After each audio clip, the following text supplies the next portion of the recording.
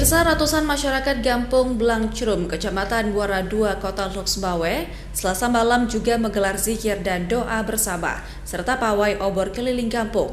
Zikir dan doa tersebut dilakukan untuk meminta kepada Sang Pencipta agar dijauhkan dari virus corona.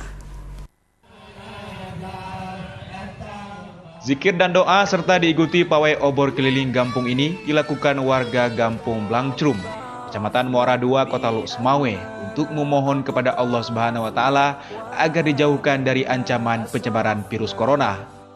Sambil membawa obor, masyarakat berzikir keliling desa atau kampung, berzikir dan salawat, memanjatkan doa kepada Allah Subhanahu wa Ta'ala agar dijauhkan dari segala bala dan wabah penyakit seperti virus corona yang saat ini sedang melanda seluruh negara di dunia.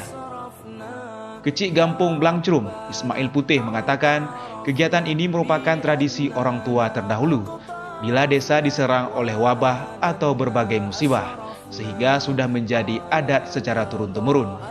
Kegiatan ini sangat antusias diikuti masyarakat. Mereka secara sukarela menyiapkan obor dan juga bahan bakar yang dibutuhkan.